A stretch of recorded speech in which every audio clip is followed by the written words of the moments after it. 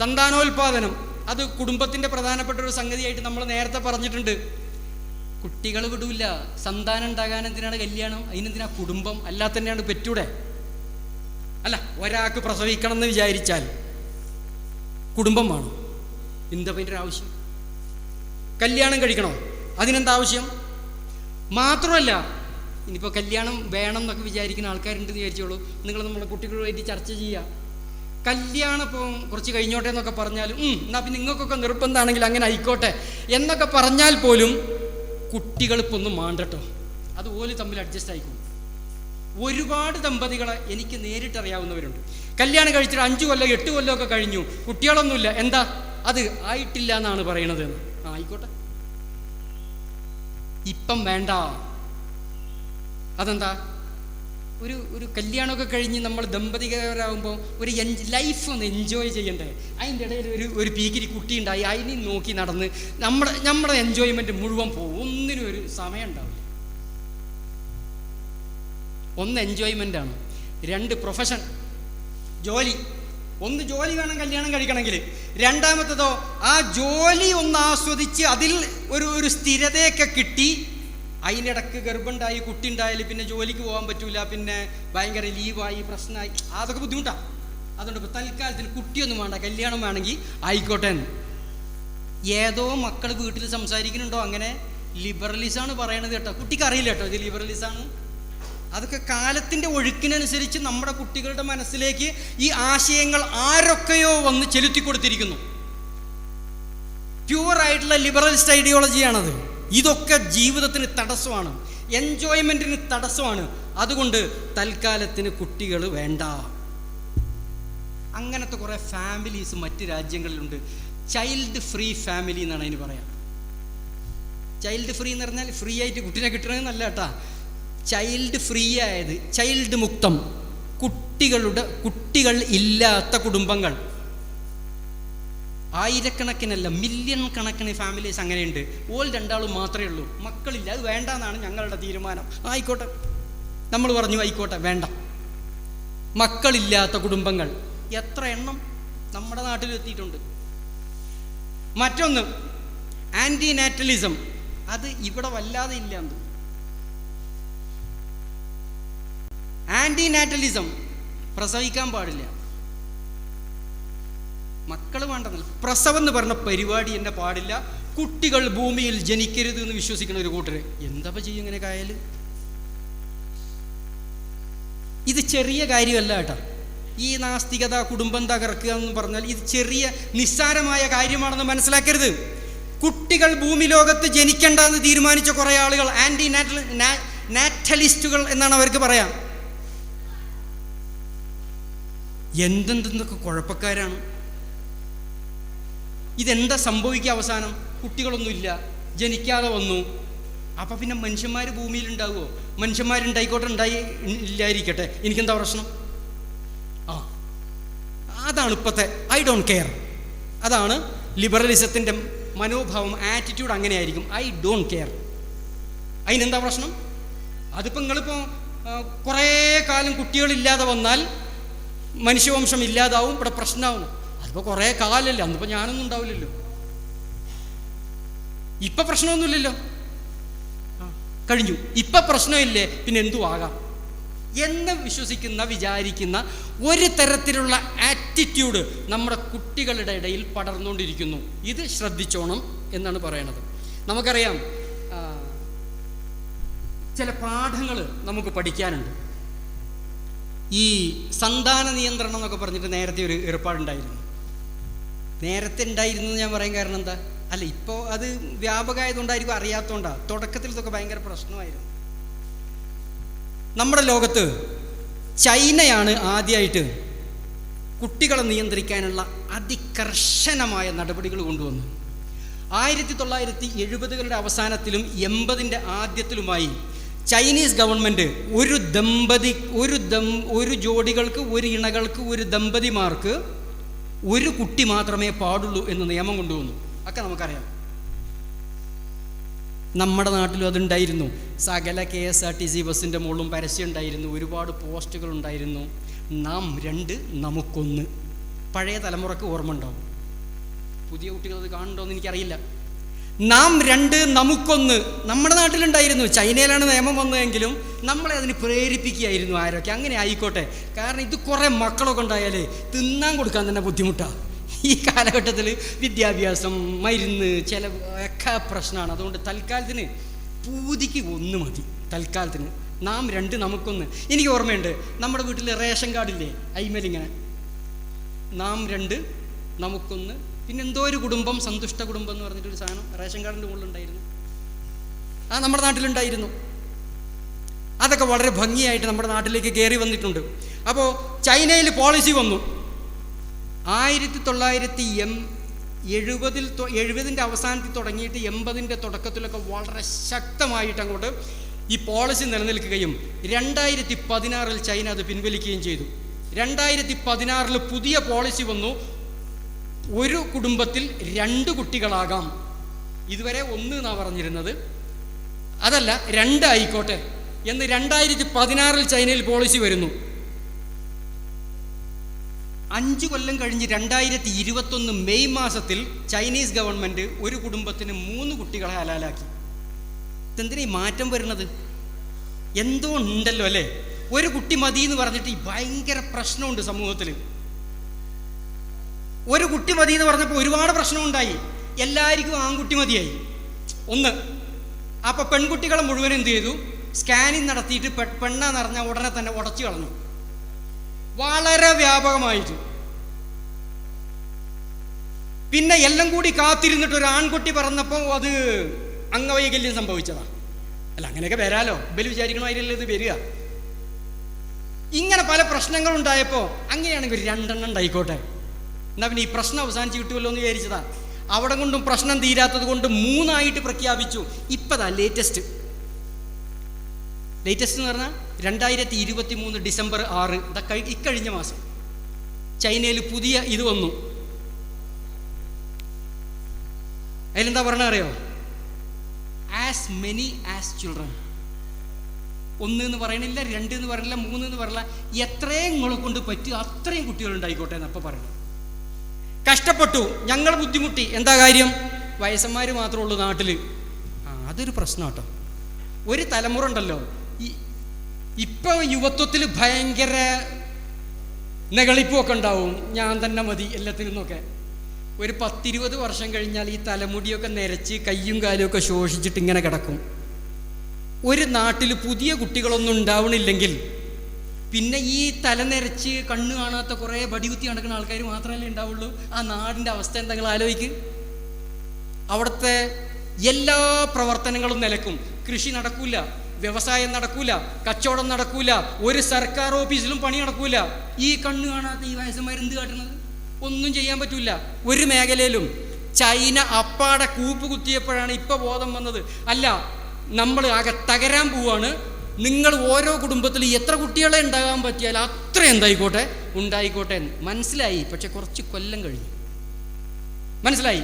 ഇതുപോലെ ലിബറലിസ്റ്റ് ഐഡിയോളജിയിൽ ആകർഷിക്കപ്പെടുന്ന കേരളത്തിലെ യുവതലമുറക്ക് കുറച്ച് കഴിയുമ്പോൾ ഒരു 30 വർഷമെങ്കിലും എടുക്കും. 20-30 വർഷത്തിനിടയ്ക്കാണ് ഈ യൂറോപ്യൻ കൺട്രീസിലൊക്കെ ഇതിൻ്റെ ഫലങ്ങൾ കണ്ടു തുടങ്ങിയത്. അതുപോലെ നമ്മളിപ്പോൾ തുടങ്ങുന്നേ ഉള്ളൂ. ഒരു 30 വർഷത്തിൻ്റെ ഇടയിൽ ഇതിൻ്റെ മുഴുവൻ ദുരിതം പേറേണ്ടി വരും അവസാനം. അത് ഒരു പ്രവചനം എന്ന നിലയ്ക്കല്ല, നിലവിൽ ഇതുണ്ടായിരുന്ന രാജ്യങ്ങൾ 10-30 വർഷം കഴിഞ്ഞപ്പോൾ അനുഭവിക്കേണ്ടി വന്ന പ്രശ്നങ്ങൾ നമ്മൾ പഠിക്കുമ്പോൾ നമ്മുടെ രാജ്യം എങ്ങോട്ട് പോകും എന്നത് നമുക്ക് കാണാൻ പറ്റും. ചൈന പോലെയുള്ള വേറൊരു രാജ്യമായിരുന്നു നോർത്ത് കൊറിയ. നോർത്ത് കൊറിയയിൽ ഇപ്പോഴത്തെ അവിടുത്തെ പ്രസിഡൻ്റ് അല്ലോ, മറ്റേ കിം ജോങ് ഉൻ അതോ എന്ന് പറഞ്ഞ ആള്, അയാളെ പ്രസംഗമുണ്ട് ഏറ്റവും പുതിയത്, അതും 2023 ഡിസംബറിൽ തന്നെ. ഓരോ കുടുംബവും ടു ഹാവ് മോർ ചിൽഡ്രൻ. 1 എന്ന് പറയുന്നില്ല, 2 എന്നില്ല, 3, 4 എന്നില്ല, മോർ ചിൽഡ്രൻ ഓരോ കുടുംബത്തിൽ ഉണ്ടാകണം എന്ന് പറഞ്ഞിട്ട് ഇത് റിപ്പോർട്ട് ചെയ്ത പത്രം ടൈംസ് ഓഫ് ഇന്ത്യയിലാണ് വന്നിട്ടുള്ളത്. അതിൽ പറയണത് നോർത്ത് കൊറിയയുടെ പ്രസിഡന്റ് വീപ്സ്, തേങ്ങുന്നു എന്നാണ് അല്ലേ, ഇംഗ്ലീഷ് അറിയണവർക്ക് അറിയാലോ.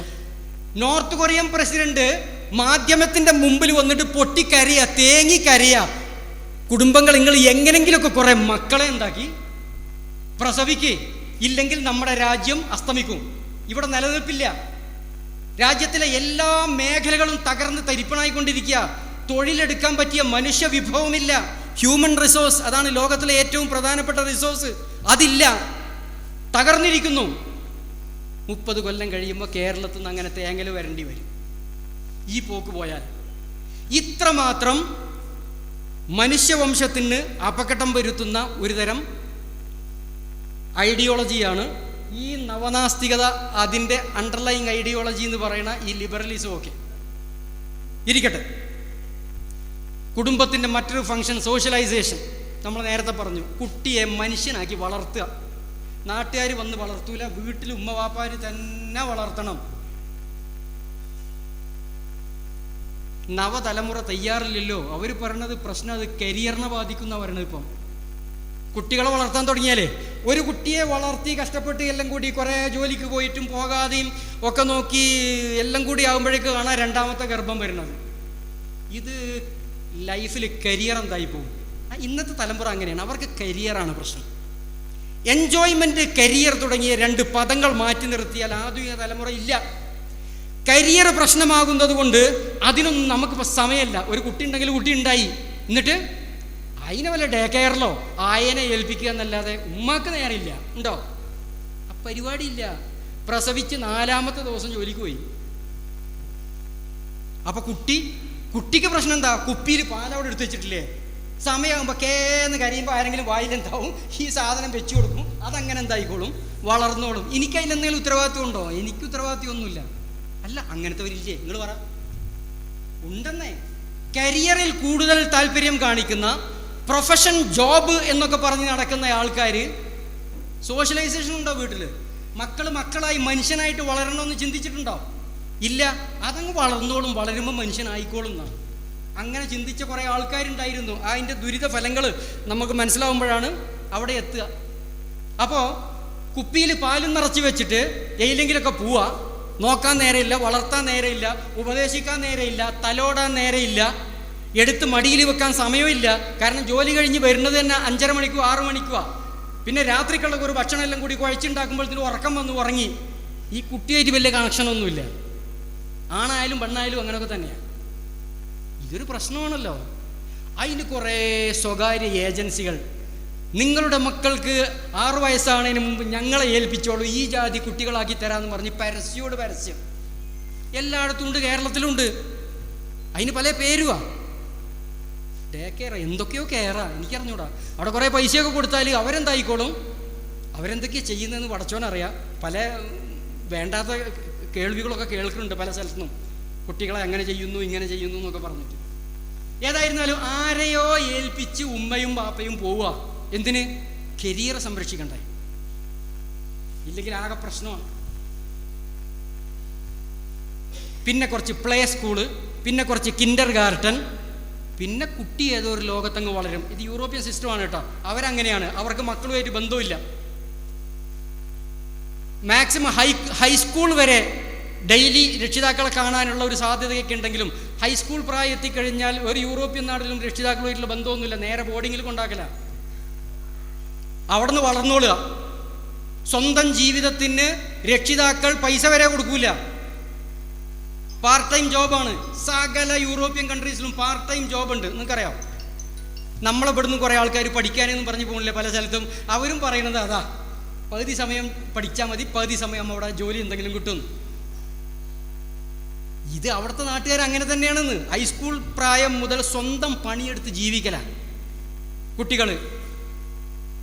ക്രിസ്മസോ അതുപോലെ എന്തെങ്കിലും പ്രധാനപ്പെട്ട ആഘോഷം വരുമ്പോൾ അമ്മയും അച്ഛനൊന്ന് കാണാൻ വരും, അതന്നെ. അതിൻ്റെ അപ്പുറത്തും ഇപ്പുറത്ത് വേറെ ബന്ധമൊന്നുമില്ല.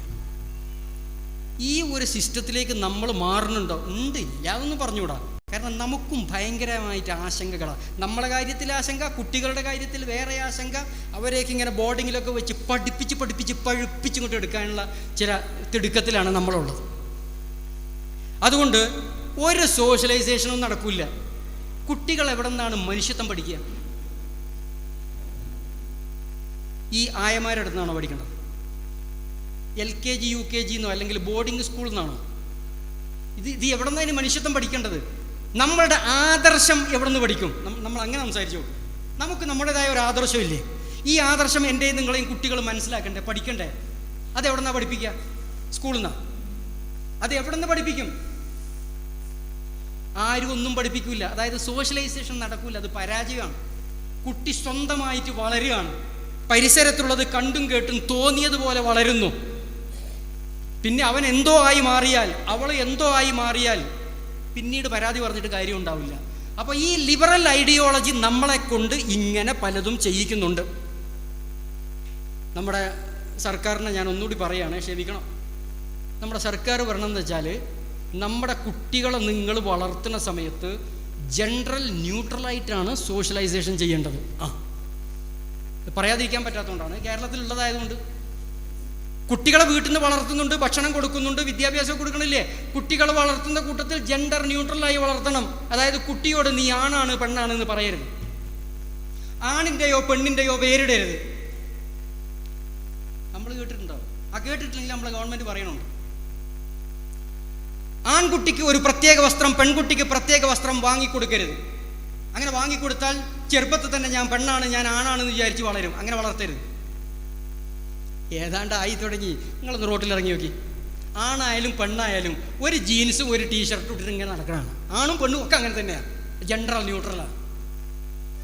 ഇത് ചെറുപ്പം മുതൽ തുടങ്ങണമെന്നാണ് ഗവൺമെൻറ് പറയണത്. ഇപ്പോഴല്ല, വലുതായിട്ട് തുടങ്ങിയിട്ട് കാര്യമില്ല. വളരെ ചെറുപ്പം മുതൽ കുട്ടികൾക്ക് ബോധം വെക്കുന്നതിന് മുമ്പ് തന്നെ ഒറ്റ തരത്തിലുള്ള വസ്ത്രധാരണങ്ങളെ പാടുള്ളൂ. ആണ് പെണ്ണ് വേർതിരിവ് പാടില്ല. ആണിന് വേറെ കളിക്കോപ്പും പെണ്ണിന് വേറെ കളിക്കോപ്പും വാങ്ങിക്കൊടുക്കരുത്. ആൺകുട്ടിയൊക്കെ കാറ് തോക്ക്, പെൺകുട്ടിയൊക്കെ അത് വല്ല പാവയോ ചട്ടിയും കലോ എന്തെങ്കിലും. ഈ പരിപാടി നിർത്തിക്കണം. കാരണം അങ്ങനെ നിങ്ങൾ വളർത്തിയിട്ടാണ് പെണ്ണ് പെണ്ണായതും ആണായതും. അതുകൊണ്ട് ഇനി അങ്ങനെ എന്താകരുത്, വളർത്തരുത്. 18 വയസ്സ് കഴിഞ്ഞിട്ട് കുട്ടികൾ തീരുമാനിക്കട്ടെ ഞാൻ ആണാണോ പെണ്ണാണോ. എന്താ പറയുന്നത്? മൂക്കത്ത് വിരൽ വെക്കുകയല്ലാതെ വേറെ വഴിയില്ല. സുന്ദരമായ ലിബറലിസ്റ്റ് ഐഡിയോളജി കേരള സർക്കാർ ഭംഗിയായിട്ട് പഠിപ്പിക്കണം. ഇതിനു മുമ്പ് 2 or 3 പുസ്തകങ്ങൾ അച്ചടിച്ചു പലർക്ക് വേണ്ടി. പല രീതിയിൽ സമൂഹത്തിൽ ഇത് വ്യാപിപ്പിക്കാൻ വേണ്ടിയിട്ട് സർക്കാരിൻ്റെ ചെലവിൽ തന്നെ പുസ്തകങ്ങൾ അച്ചടിച്ച് വിതരണം ചെയ്തു പഠിപ്പിച്ചു ഇത്തരത്തിലുള്ള ആശയങ്ങൾ. അപ്പോൾ ജെൻഡർ ന്യൂട്രൽ, ഇപ്പോൾ യൂണിഫോം ജെൻഡർ ന്യൂട്രൽ ആക്കാന്ന് പറഞ്ഞ് ഭയങ്കര ഒരു ഒച്ചമ്പളി ഉണ്ടായിരുന്നു. ആരൊക്കെയോ സമരമൊക്കെ ചെയ്തുകൊണ്ട് തൽക്കാലം വേണ്ടാന്ന് വെച്ചിരിക്കുക. സ്കൂളിൽ പോകുന്ന കുട്ടികൾ ആണായാലും പെണ്ണായാലും ഒരേ തരം ഡ്രസ്സേ ധരിക്കാൻ പാടുള്ളൂ. ക്ലാസ് മുറികൾ ജെൻഡർ ന്യൂട്രലായിരിക്കണമെന്ന് സർക്കാരിന് താല്പര്യമില്ലേ? സ്കൂളിൽ പഠിപ്പിക്കുന്ന ടീച്ചേഴ്സ് ഉണ്ടെങ്കിൽ നിങ്ങൾ പറ. ഇത്തവണ കുറേ അധ്യാപക സംഘടനകളും അതുപോലെയുള്ള പുറമേ നിന്നുള്ള ചില മതസംഘടനകളും സമരം ചെയ്തതിൻ്റെ അടിസ്ഥാനത്തിൽ തൽക്കാലം ക്ലാസ് മുറികൾ ജെൻഡർ ന്യൂട്രലാക്കുന്നതിൽ നിന്ന് ഞങ്ങൾ മാറി നിൽക്കുന്നു എന്നാണ് ഗവൺമെൻറ് ഇത്തവണ പറഞ്ഞത്. സമരം ചെയ്തപ്പോൾ അവർ മാറ്റി. അവർ പറഞ്ഞിരുന്നത് ഇത് അങ്ങനെയായിരുന്നു, ക്ലാസ് റൂമിൽ ആണുങ്ങൾക്ക് വേറെ ബെഞ്ച് പെണ്ണുങ്ങൾക്ക് വേറെ ബെഞ്ച്, അതൊന്നുമില്ല, എല്ലാവരും ഒന്നായിട്ട് ഇരിക്കുക, ഇഷ്ടമുള്ളിടത്ത് പോയിരിക്കുക. കാരണം ആണും പെണ്ണൊന്നുമില്ല, നമ്മളെല്ലാവരും മനുഷ്യന്മാർ മാത്രമാണെന്ന്. ഭയങ്കര ഐഡിയോളജിയല്ലേ പഠിപ്പിക്കുന്നത്. ജെൻഡർ ന്യൂട്രൽ ഹോസ്റ്റലുകൾ കേരളത്തിലുണ്ട് കേട്ടോ. ഞാൻ പോയിട്ടുണ്ട്, ഞാൻ സന്ദർശിച്ചിട്ടുണ്ട്. നമ്മളെ കുട്ടികൾ ഹോസ്റ്റലിൽ പഠിക്കണില്ലേ? വലിയ ഏതെങ്കിലും ഒരു എഡ്യൂക്കേഷൻ നിലവാരത്തിലേക്ക് എത്തുമ്പോൾ ഹോസ്റ്റലിലൊക്കെ നമ്മളെ കുട്ടികൾ പഠിക്കുന്നത് സർക്കാരിൻ്റെ കീഴിലുള്ള ഹോസ്റ്റലുകളാണെങ്കിൽ ജനറൽ ന്യൂട്രലായ ഹോസ്റ്റലുകളുണ്ട്. ഒരൊറ്റ ഹോസ്റ്റലിനകത്ത് തന്നെയാണ് ആൺകുട്ടികളും പെൺകുട്ടികളും താമസിക്കുന്നത്. ഞാൻ കണ്ടിട്ടുണ്ട്, പോയി മനസ്സിലാക്കാൻ ശ്രമിച്ചിട്ടുണ്ട്. കേരളത്തിൽ വളരെ ഭംഗിയായിട്ട് ഇപ്പോൾ നടക്കുന്നുണ്ട്. ഇനി ആരും അറിയായിട്ടോ എന്തോ, പ്രത്യേകിച്ച് സമരമോ ഒന്നും കണ്ടില്ല. ജെൻഡർ ന്യൂട്രൽ ടോയ്ലറ്റ്സ് എവിടെയായിരുന്നാലും സ്ത്രീകൾ പുരുഷന്മാർ എന്ന് പേരെ എഴുതിയിട്ടുള്ള ടോയ്ലറ്റ് ഒന്നും ഉണ്ടാക്കാൻ പാടില്ല. ഒരു 5-6 ടോയ്ലറ്റുകൾ ഉണ്ടാക്കി വെക്കുക, ആവശ്യമുള്ളതിൽ കയറുക, ആണും പെണ്ണും ഒക്കെ ഒന്നായിട്ട് എന്താകുക, പോവുക. കേരള സർക്കാരിന് എന്താ താല്പര്യമില്ലേ? ഇതിൽ ഉണ്ടല്ലോ. അങ്ങ് വെസ്റ്റ് നിന്ന് വന്നതാണ് സംഗതി, ശരിയാണ്. നമ്മൾ കൈ നീട്ടി ഇങ്ങ് സ്വീകരിച്ചിരിക്കുന്നു. നമ്മൾ നമ്മുടേതായ സർക്കാരിൻ്റെ പണം ഉപയോഗിച്ചുകൊണ്ട് ഇത് നമ്മുടെ സമൂഹത്തിൽ നടപ്പാക്കാൻ എന്തു വഴി എന്നാലോചിച്ചുകൊണ്ടിരിക്കുക. ഒന്നുമില്ല. നിങ്ങളിപ്പോൾ ഒരു തൽക്കാലത്തിന് ഒരു ഹൈസ്കൂളോ ഒരു ഹയർ സെക്കൻഡറി സ്കൂളോ എവിടെയെങ്കിലും ഉണ്ടെങ്കിൽ വെറുതെ ഒന്ന് ആ ക്യാമ്പസിലൊന്ന് കയറി നോക്കാം. എന്തെന്തൊക്കെയാണ് അവിടുത്തെ ഇടപഴകലുകളും അവിടുത്തെ സംസാര രീതികളും. ഒന്നുമില്ല, ഒക്കെ ജനറൽ ന്യൂട്രലാണ്. ഞാനും നീയൊക്കെ ഒന്നാണെന്നുള്ള രൂപത്തിലുള്ള പെരുമാറ്റങ്ങളും ഇടപെടലുകളും എല്ലാം ഉണ്ട്. അതിൻ്റെ കഥപ്പം ഞാൻ പറയണില്ല. അപ്പോൾ ഇതാണ് ജനറൽ ന്യൂട്രൽ. ഈ ജെൻഡറിനെ പറ്റി പഠിപ്പിക്കാൻ വേണ്ടിയിട്ടാണ് ഇത്തവണ ഞാൻ പറഞ്ഞ NSS ക്യാമ്പിൻ്റെ വേണ്ടി ഉണ്ടാക്കിയ പുതിയ സമദർശൻ മൊഡ്യൂളിൻ്റെ ഏറ്റവും കൂടുതൽ സ്ലൈഡുകൾ ചെലവഴിച്ചിട്ടുള്ളത്. ഏറ്റവും കൂടുതൽ സ്ലൈഡുകൾ ഇത്തവണ നമ്മുടെ കുട്ടികളെ നന്നായിട്ട് പഠിപ്പിച്ചിട്ടുണ്ടാവും. ജെൻഡർ എന്താണ്, ജനറൽ ന്യൂട്രൽ എന്താണ്, നമ്മൾ എങ്ങനെയായിരിക്കണം, ജനിക്കുമ്പോൾ ഒരു വ്യക്തിയുടെ ലൈംഗിക അവയവം എന്താണെന്ന് നോക്കിയിട്ട് ആണ് പെണ്ണ് എന്നൊക്കെ പറയുന്നുണ്ട്. അതൊക്കെ തെറ്റാണെന്ന് പഠിപ്പിക്കുന്നുണ്ടായില്ലേ? കുട്ടികളോട് ചോദിക്കുക, അങ്ങനെ പറഞ്ഞില്ലേ? ജനിക്കുമ്പോൾ നോക്കുന്ന ലൈംഗിക അവയവങ്ങൾ നോക്കിയിട്ടല്ല ആണാണോ പെൺകുട്ടിയാണോ എന്ന് പറയേണ്ടേ. ആണും പെണ്ണും ഒക്കെ തീരുമാനിക്കുന്നത് 18 വയസ്സ് കഴിഞ്ഞിട്ട് അവനവൻ പറയല. നിങ്ങൾക്ക് ലൈംഗികാവയവം എന്തായിരുന്നാലും, ഞാനിപ്പോൾ ഇവിടെ നിന്നിട്ട് ഞാൻ പെണ്ണാന്ന് പറഞ്ഞാൽ എന്നെ നിങ്ങളെല്ലാവരും പെണ്ണായിട്ട് അംഗീകരിക്കണം എന്നാണ് ഇന്ത്യ രാജ്യത്തെ നിയമം. ഇന്ത്യയിലെ നിയമമാണ്. നിങ്ങൾക്കൊന്നും ചെയ്യാൻ പറ്റില്ല. എനിക്കെന്താ വെച്ചാൽ സെൽഫ് ഡിക്ലറേഷൻ മാത്രം മതി, വേറെ യാതൊരു ഫോർമാലിറ്റീസും അതിനില്ല. ഞാൻ ഇപ്പം പറയാണ്, ഇതുവരെ ഞാൻ ആണായിരുന്നു, ഇപ്പോൾ മുതൽ ഞാൻ പെണ്ണാണെന്ന് പരസ്യമായി ഒരു സെൽഫ് ഡിക്ലറേഷൻ നടത്തി കഴിഞ്ഞാൽ കോടതി പറയുന്നു നീ പെണ്ണാണ്. നീ അതാണെന്ന് പറഞ്ഞാൽ നീ പെണ്ണാ, നീ ആണാന്ന് പറഞ്ഞാൽ നീ ആണാ. ഇതെന്ത് കളി? നമുക്ക് തോന്നുന്നു ഒരുതരം കളിയല്ലേ എന്ന്. ഇതാണ് പുതിയ അജണ്ടകൾ. ഇതെന്തിനാണ് നമ്മുടെ 11ലും 12ലും പഠിപ്പിക്കുന്ന കുട്ടികളെ ഇപ്പോൾ വിളിച്ചു വരുത്തിയിട്ട് 7 ദിവസത്തെ ക്യാമ്പും കൊടുത്തിട്ട് ഇത് പഠിപ്പിക്കുന്നത് എന്തിനാ? എന്താ കൊണ്ടുള്ള നേട്ടമുള്ളത്? കുട്ടികൾക്ക് എന്താ നേട്ടം? നേട്ടമുണ്ട്. ഒന്നിനും കൊള്ളാത്ത ഒരു പുതിയ തലമുറയെ ഇവിടെ വാർത്തെടുക്കാൻ പറ്റും. ഒരു ലിബറലിസ്റ്റ് ഐഡിയോളജി തലയിൽ കയറിയ, ആദർശമോ വ്യക്തിത്വമോ ഒന്നുമില്ലാത്ത ഒരു തരം ചണ്ടികൾ ആയിട്ടുള്ള ഒരു തലമുറ ഇവിടെ വളർന്നു വരും. ആർക്കൊക്കെയോ അതിൽ നല്ല താല്പര്യമുണ്ടെന്ന് തോന്നുന്നു. ഏതായിരുന്നാലും നമ്മുടെ സ്കൂളുകൾ ആ വഴിക്കാണ് പോയിക്കൊണ്ടിരിക്കുന്നത്. കുടുംബത്തിൻ്റെ അവസാനത്തെ ഫങ്ഷൻസിലേക്ക് വരികയാണ്. കുടുംബം സംരക്ഷണം വേണമെങ്കിൽ കുടുംബം വേണമെന്ന് നമ്മൾ നേരത്തെ പറഞ്ഞപ്പോൾ നമുക്കും തോന്നി, ശരിയാണല്ലോ, കുട്ടികളെ വളർത്തണ്ടേ, അതിന് സംരക്ഷണം കൊടുക്കണ്ടേ? ഒന്നും വേണ്ട, എല്ലാത്തിനും സ്വകാര്യ ഏജൻസി ഉണ്ട്. കൊടുക്കാൻ പൈസ ഉണ്ടാ, എല്ലാത്തിനും സ്വകാര്യ ഏജൻസി ഉണ്ട്. നിങ്ങൾ പ്രസവിച്ചിട്ടാണ് പോയാൽ മതി. അല്ല, നിങ്ങൾ പ്രസവിക്കണോ? എന്തിനത്? നിങ്ങളുടെ അണ്ടവും ബീജവും എടുത്തിട്ട് വേറൊരുത്തിൻ്റെ ഗർഭാശയത്തിൽ വാടകയ്ക്ക് ഗർഭപാത്രം എടുത്തിട്ട് അതിലൊരു കുട്ടീനെ ഉണ്ടാക്കിയിട്ട് ഓള് പെറ്റോളൂ നിങ്ങൾക്ക് വേണ്ടിയിട്ട്. നിങ്ങൾ ബുദ്ധിമുട്ടുണ്ടാകും. അങ്ങനെയില്ലേ? വാടകയ്ക്ക് ഗർഭപാത്രം വാങ്ങുന്ന പരിപാടി ഉണ്ട്, കേരളത്തിലുണ്ട്. എത്ര എത്ര എത്ര എത്ര ഹോസ്പിറ്റലുകൾ കേരളത്തിൽ, നമ്മുടെ പരിസരത്തുള്ള നല്ല നല്ല പട്ടണങ്ങളിൽ എത്ര ഹോസ്പിറ്റലുകളുണ്ട് അങ്ങനത്തെ? ഇങ്ങനെ ഗർഭം ധരിക്കാത്ത ആളുകൾക്ക് ഗർഭം ഉണ്ടാക്കി കൊടുക്കുന്നത്. അതിൽ ഒരു ഇനം എന്താണെന്ന് വെച്ചാൽ വാടകയ്ക്ക് ഗർഭപാത്രം എടുക്കുന്നതാണ്. അതായത് നമുക്ക് വേണ്ടി വേറെ ഏതോ ഒരു പെണ്ണ് പ്രസവിക്കുക, എന്നിട്ട് നമ്മളെ കുട്ടി ഉണ്ടാകുക, എന്നിട്ട് ആ കുട്ടീനെ നിങ്ങൾ ബുദ്ധിമുട്ടൊന്നും വേണ്ട, അതിനെ ഭക്ഷണം കൊടുക്കലും അതിനെ ചികിത്സിക്കലും അതിനെ വളർത്തലും വിദ്യാഭ്യാസം കൊടുക്കലും അതിനൊക്കെ ഇവിടെ ഒരുപാട് ഏജൻസി ഉണ്ട്. നിങ്ങൾ മാസത്തിൽ പൈസ കൊടുത്താൽ മതി. ഇത്രയും സൗകര്യമുള്ളപ്പോഴേ കുടുംബം വേണമെന്ന് എന്നെയും നിങ്ങളെയും പോലെയുള്ള വിവരമില്ലാത്തവർ പറഞ്ഞാൽ നമ്മുടെ തലമുറ സ്വീകരിക്കുമോ? ഇതിന് മാത്രം അധപ്പതിച്ചു പോവുകയാണ് നമ്മുടെ തലമുറ. ലിബറലിസ്റ്റ് ഐഡിയോളജിക്കാരുടെ ഏറ്റവും പ്രധാനപ്പെട്ട ധാർമ്മിക ഗുരു എന്ന് വിളിക്കുന്ന ഒരാളുണ്ട്, പീറ്റർ സിംഗർ എന്നാണ് അയാളുടെ പേര്. അയാൾ ഇവർക്ക് ഓതിക്കൊടുക്കുന്ന പ്രധാനപ്പെട്ട കുറേ സംഗതികളുണ്ട്. അതിലൊന്ന് കുട്ടികളുമായിട്ട് ബന്ധപ്പെട്ടതാണ്. കുട്ടികൾ, നിങ്ങൾക്ക് ഇഷ്ടപ്പെട്ട തരത്തിലുള്ള കുട്ടികൾ ജനിക്കണം. നിങ്ങൾക്ക് ഇഷ്ടമില്ലാത്ത തരത്തിൽ വല്ല വൈകല്യമോ മാറാത്ത രോഗമുള്ള കുട്ടികളോ ആരെങ്കിലുമൊക്കെ ജനിച്ചു കഴിഞ്ഞാൽ ഉടനെ കൊന്നു കളഞ്ഞോളൂ, കുഴപ്പമൊന്നുമില്ല. കാരണം ചെറിയ കുട്ടികളല്ലേ, വളർന്ന് വലുതായിട്ടൊന്നുമില്ലല്ലോ.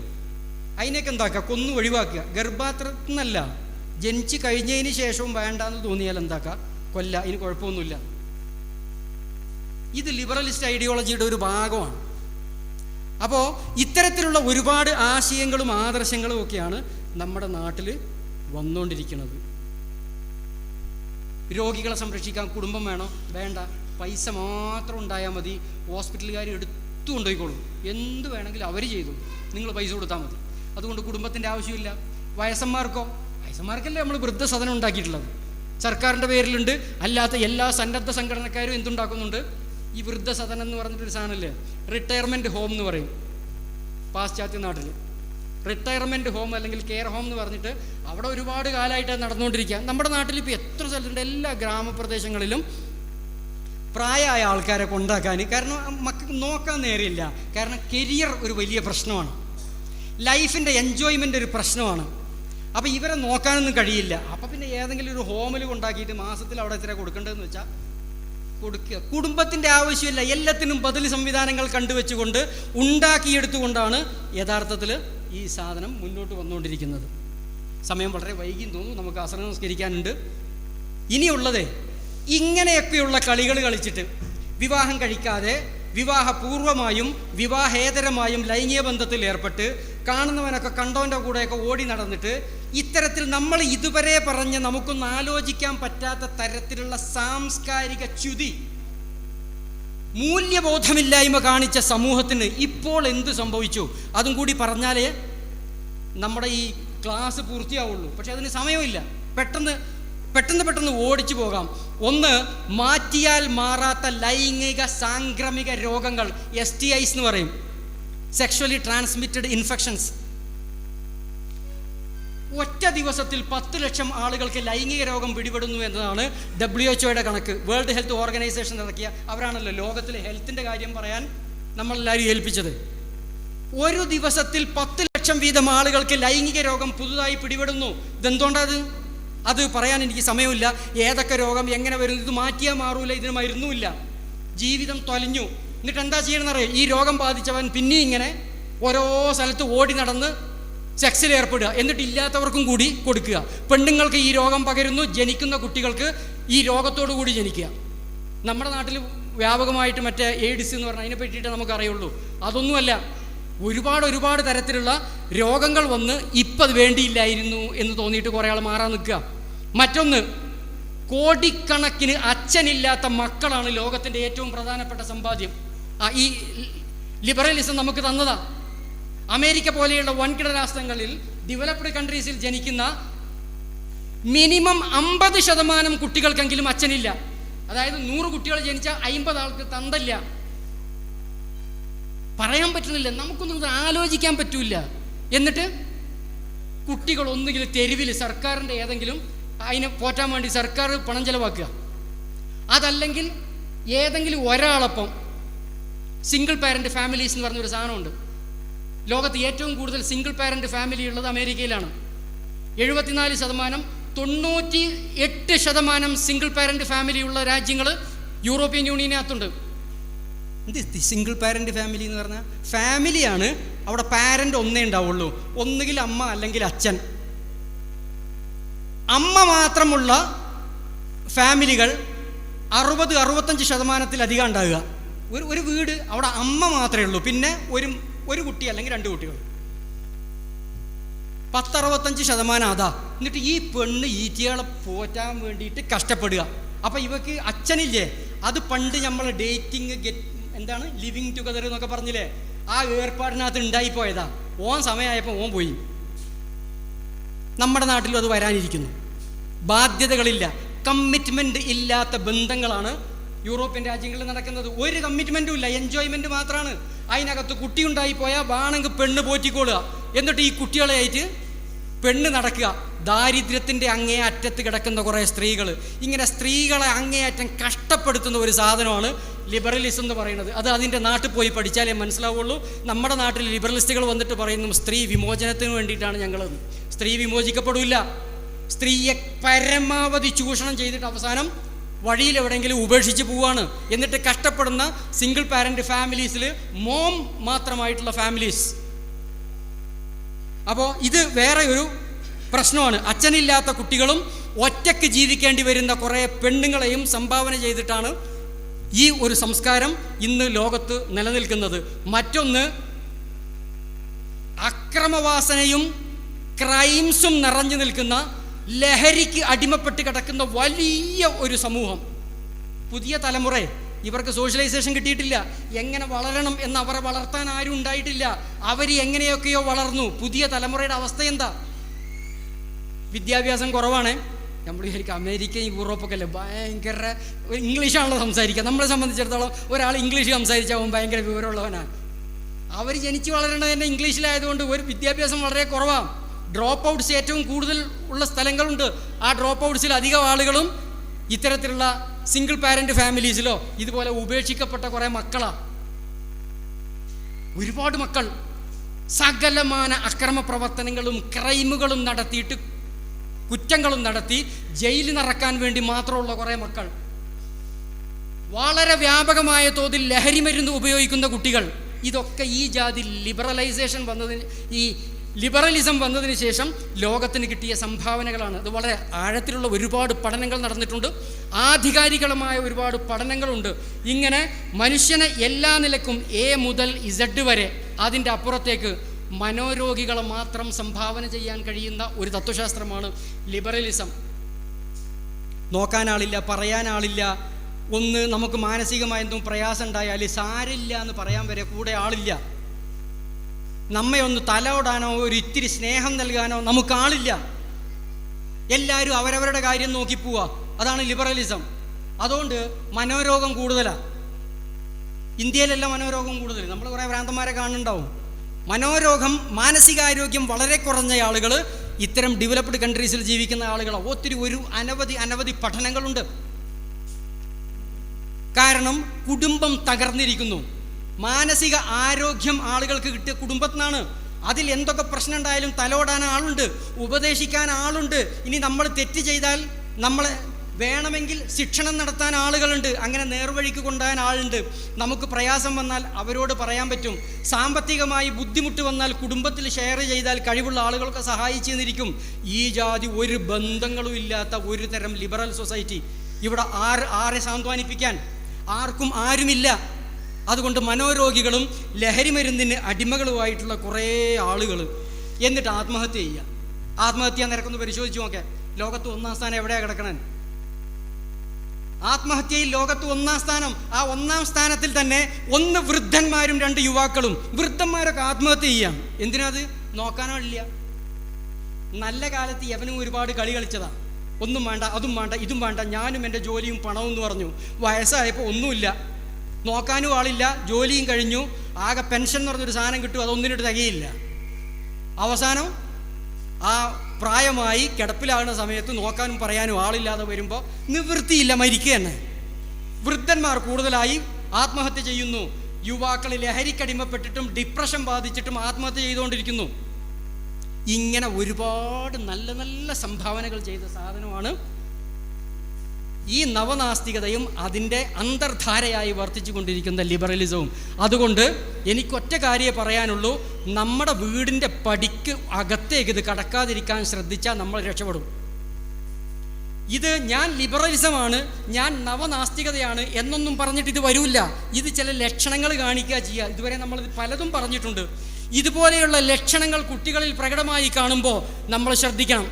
എന്തൊക്കെയോ ചിന്താഗതികൾ ഇവരെ സ്വാധീനിക്കുന്നുണ്ട്. ഒപ്പമുള്ള കുട്ടികളായിരിക്കാം, ചില അധ്യാപകരുടെ ക്ലാസ് തന്നെ അതാ. ഇപ്പം നേരിട്ട് പറഞ്ഞില്ലാന്ന് വേണ്ട, ഇപ്പം ഈ സാധനം ഉണ്ടല്ലോ, ഇപ്പം ഈ പറഞ്ഞ NSS ക്യാമ്പിലെ ക്ലാസ് എടുക്കുന്നത്, ശാസ്ത്ര സാഹിത്യ പരിഷത്തിൻ്റെ അധ്യാപകർക്ക് ഭയങ്കര നിർബന്ധം, അത് എടുത്തേ പറ്റുള്ളൂ, ഞങ്ങൾ തന്നെ എടുത്തോളൂ എന്നിപ്പോൾ അവർ പറയണത്. അതെന്താ? അവർക്ക് അതിൽ ചില താല്പര്യങ്ങളുണ്ട്. ശാസ്ത്രത്തിനോടോ സാഹിത്യത്തിനോടോ നമുക്ക് അഭിപ്രായ വ്യത്യാസമൊന്നുമില്ല. പക്ഷെ അങ്ങനെ കുറച്ച് ആളുകൾ കേരളത്തിൽ ഒരു സംഘം ഉണ്ടാക്കി നടക്കുന്നുണ്ട്. അവരെ സംബന്ധിച്ച് ഇത്തരത്തിലുള്ള ഒളി അജണ്ടകൾ അവരുടെ ഭാഗമായി നമ്മൾ വർഷങ്ങളായിട്ട് കണ്ടുകൊണ്ടിരിക്കുന്നതാണ്. അപ്പോൾ ഈ കാര്യങ്ങൾ, ഇത്രയും സമയം പറഞ്ഞ കാര്യങ്ങൾ, ഇനിയും ഡീറ്റെയിൽഡ് ആയിട്ട് ഒരുപാട് കാര്യങ്ങൾ നമുക്ക് പറയാൻ പറ്റും. നന്നായിട്ട് ആലോചിക്കുകയും നന്നായിട്ട് ചിന്തിക്കുകയും ലോകത്ത് ഇന്ന് നടന്നുകൊണ്ടിരിക്കുന്ന സംഭവ വികാസങ്ങൾ എന്തൊക്കെയാണെന്നും പുതിയ ഐഡിയോളജികൾ കടന്നു വരുമ്പോൾ അത് ഭാവിയിൽ ഉണ്ടാക്കാൻ പോകുന്ന പ്രയാസങ്ങളും പ്രതിസന്ധികളും ദുരന്തങ്ങളുമൊക്കെ ഈ സമൂഹത്തിന് എന്തായിരിക്കും എന്നും, പ്രത്യേകിച്ച് മുസ്ലിം സൊസൈറ്റിയെ ടാർഗറ്റ് ചെയ്തുകൊണ്ടാണ് ഇത്തരം സാധനങ്ങൾ നമ്മുടെ നാട്ടിൽ കടന്നു വരുന്നത് എന്നത് പ്രത്യേകം നമ്മൾ മനസ്സിലാക്കേണ്ടതുണ്ട്. അതുകൊണ്ട് തന്നെ നമ്മുടെ കുട്ടികളെ കൂടുതലായി ആകർഷിക്കാനും ഇതിലേക്ക് പിടിച്ചു കൊണ്ടുവരുവാനും ഒക്കെ ചില ആളുകൾ ചില ശ്രമങ്ങളൊക്കെ നടത്തുന്നുണ്ട്. ഇല്ല എന്ന് നമുക്ക് പറയാൻ നിർവാഹമില്ല. അപ്പോൾ ഈ കാര്യങ്ങൾ ശ്രദ്ധിക്കുകയും നന്നായിട്ട്, ഞാൻ നേരത്തെ സൂചിപ്പിച്ച പോലെ ഈ ജനറേഷൻ Z, ജനറേഷൻ ആൽഫ എന്നൊക്കെ പറയുന്ന ഈ പുതിയ തലമുറയുണ്ടല്ലോ, ഇവരുടെ കാര്യങ്ങളിൽ പ്രത്യേകം ശ്രദ്ധിക്കുക. അംഗീകരിക്കുകയൊന്നുമില്ല, നിങ്ങൾ എന്ത് പറഞ്ഞാലും അവർ അംഗീകരിക്കൂല. അംഗീകരിക്കാതിരിക്കുക എന്നുള്ളതാണ് അവരുടെ വ്യക്തി സ്വാതന്ത്ര്യത്തിൻ്റെ ഭാഗമായിട്ട് അവർ പഠിച്ചു വെച്ചതാണ്. നിങ്ങൾക്ക് വിവരമില്ല എന്നാണ് നിങ്ങളോട് പറയാം. നിങ്ങളെന്തോ ഒരു കാര്യം പറഞ്ഞു തുടങ്ങിയാൽ പറയും, ഉമ്മച്ചിക്ക് എന്താ അറിയാം, വല്ല വിവരമുണ്ടോ? ഒരു വിവരമില്ല, അത് മറ്റേ സാറ് പറഞ്ഞതല്ലേ, അത് മറ്റേ ഇയാൾ പറഞ്ഞതാണല്ലോ എന്ന് പറഞ്ഞാൽ അവർക്ക് ഏറ്റവും വലുത് എപ്പോഴും പുറത്തുള്ള ആൾക്കാരായിരിക്കും. അപ്പോൾ പുതിയ പുതിയ ചിന്താഗതികൾ വരികയും നമ്മുടെ ആദർശത്തിനും നമ്മുടെ വിശ്വാസത്തിനും വിരുദ്ധമായ രീതിയിലുള്ള ചിന്തകളും ആശയങ്ങളുമൊക്കെ നമ്മുടെ വീടിൻ്റെ അകത്തളങ്ങളിലേക്ക് കടന്നു വരുന്നുണ്ടോ എന്ന് വളരെ ജാഗ്രതയോടുകൂടി ഇരിക്കണമെന്നും ഈ വിപത്തിൽ നിന്ന് ഈ തലമുറയെ രക്ഷിച്ചെടുക്കാനുള്ള ബാധ്യത നമ്മൾ തന്നെ നേരിട്ട് ഏറ്റെടുക്കണമെന്നും ഈ വേദിയോട്, ഈ സദസ്സിനോട് അഭ്യർത്ഥിച്ചുകൊണ്ട് ഇത്രയും സമയം ഇത് കേട്ടിരുന്നതിന് നിങ്ങൾക്ക് നന്ദി പ്രകടിപ്പിച്ചുകൊണ്ട് ഞാൻ അവസാനിപ്പിക്കുന്നു. അസ്സലാമു അലൈക്കും വറഹ്മത്തുള്ളാഹി വബറകാതുഹു.